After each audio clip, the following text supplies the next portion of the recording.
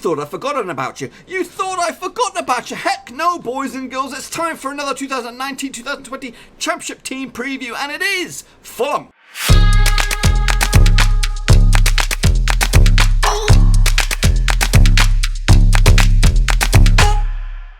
That's right, boys and girls, we're back once again with another 2019-2020 Championship team preview, and in today's one, it is all about Fulham. We've tried this about 16 times.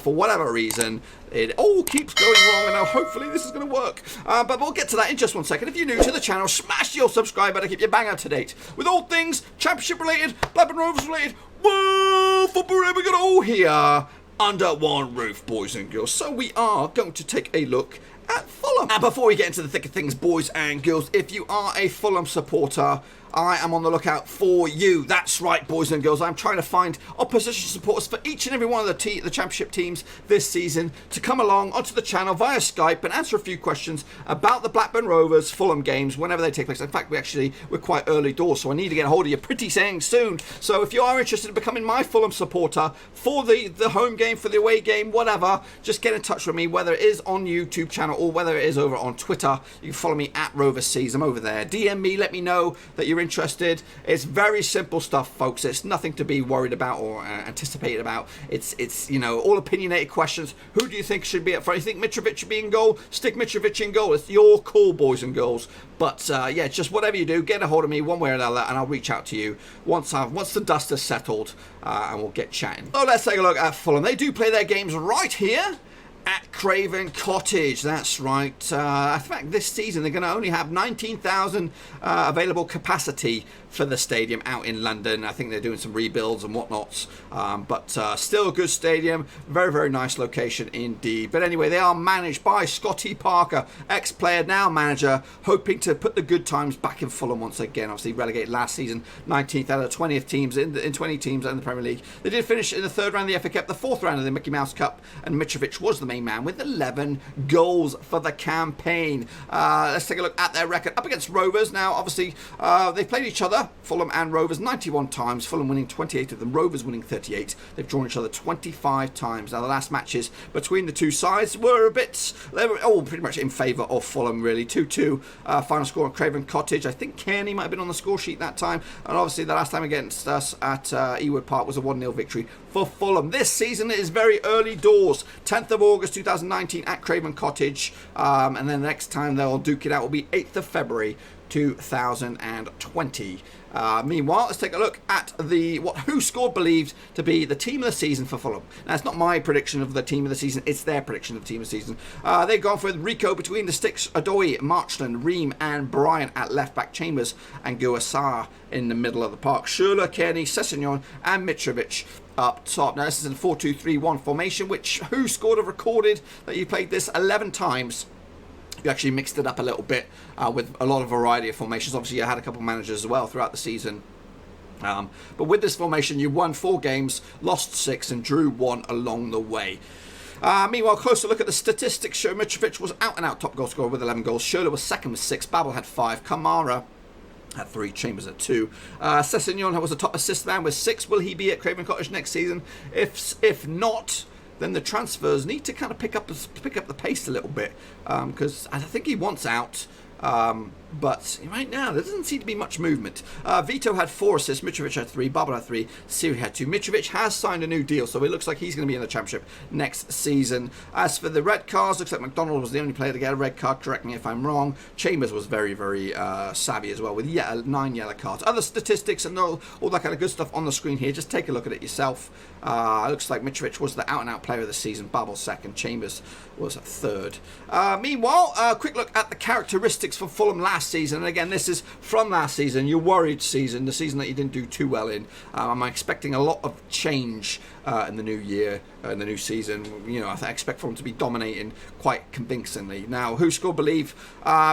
Some of the weaknesses for Fulham, they did fail to score through a lot of chances, defending against long shots, defending against skillful players and avoiding individual errors. Their style of play was taking a lot of long shots, attacking down the middle and playing in their own half.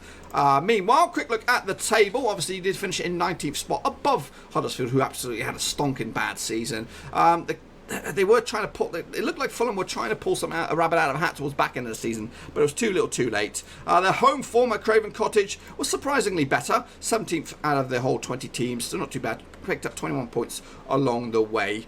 Meanwhile, their away form was pretty shitty, finishing bottom of the table. Worst form in the division, only 5 points on the road. So that's something that needs to change in the new season. As for the form book into the end of the season, Fulham were up there in the 9th spot. That's right, winning 3 and losing 3 of their last 6 games, picking up 9 points as well. Pretty much half of all points available. Above the likes of Arsenal, above the likes of Manchester United as well. So not too bad into the season. As for their home form, it wasn't great, picking 2 wins out of 6 along the way. As for their away form, again, I don't know how this works out, but 18th were out of the form book as well. So 5 defeats out of the past 6. So yeah, it's a worrying statistic. Quick look at the transfers. These are the players that have gone out. Meanwhile, they have picked up a couple of players quite recently, over the past few days. Martin Taylor Crossdale's coming from Chelsea, and Ivan Carvalho is coming from Wolves on loan. That's a very, very good pickup. A lot of clubs, including Leeds, were sniffing around him, but they got the signature down and dusted, and they're through the line. As for the players going out, Babel's gone. I think he might have gone back to Turkey. Chris Kelly's gone. Markovic has gone as well, and John Dagger has gone to AGF. Yeah. It's no major big time losses there. They still have a lot of heavyweights on the books though, with Seri, Mitrovic, Sessegnon, Kearney's still there. They still got a very good squad. Good, promising young manager as well. It's just the championship effect. This is a very difficult division. A lot of experienced managers have come and failed. A lot of youngsters think they've got the magic touch. Is Scotty Parker going to be a Frank Lampard and get them close to the playoffs, or will he be, or will it be more on the lines of some other shitty young manager who can't know his arse from his elbow? Well, we'll have to wait and see. I think as long as the morale is up and all that, it's just the concerning factor for me for Fulham is the wages, the amount of money they're paying some of these players right now. They are paying a lot of players Premier League wages.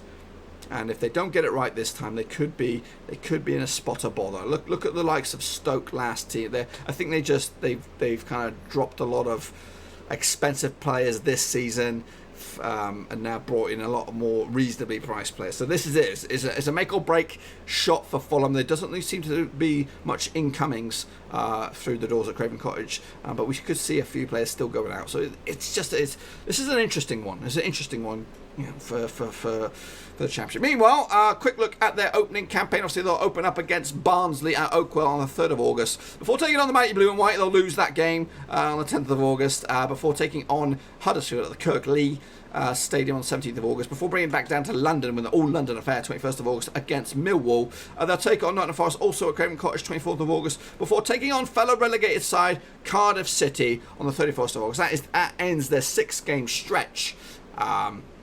In the championship. Okay, quick look at what the bookmakers expect. This is not what I think will happen with Fulham this season. I'll do my own predictions very, very soon, a couple of days now. And this is what the bookmakers think. They expect them to be up there, right in the thick of things, top 2, top 3, something like that. And I can't see too much wrong with that. I think they'll be definitely in the mix. Meanwhile, once again, I'm on the lookout for Fulham supporters just like you, boys and girls, and hopefully this video makes it onto YouTube. As I said, it's been 16 or 6, I don't know, some million times trying to make this stupid video. No offense, it's just frustration. I don't know what it is, but whenever I do Fulham, the graphics all end up all weird. So hopefully it's not going to be weird this time and we'll get to use this. But I'm on the lookout for Fulham supporters just like you, boys and girls. If you are interested, get in touch with me, whether it is on YouTube or whether it is over on Twitter, and then we'll reach out. I'll reach out to you and we can talk about it. It's something simple. Over on Skype, 10 minutes of your time, a couple of days before the match day. Yeah, it'd be great. It's all opinionated stuff.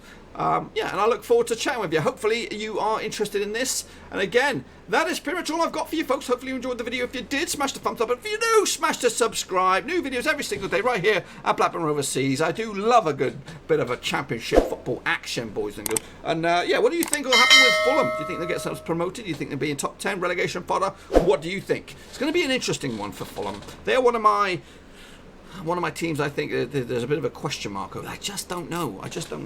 You know, some of the other ones I think are going to be in for a slog fest. Obviously, I think Luton are a bit of a surprise package as well. I don't know what to expect from Luton. Stoke, I think Stoke are going to be up there. There's so many, and I don't really want to talk about it too much. I'm going to save them for my prediction video. Anyway, folks, I'm going to get out of here. Hopefully you enjoy the video. Till then, thumbs up, subscribe. Thanks again for watching. Please like, share, and most importantly, hit the subscribe button to keep you bang up to date with all things Blackburn Rovers related, Championship related, football related. We've got it all covered right under one roof. And while I still have you, please be sure to check out some of the old videos scattered along here. I hope.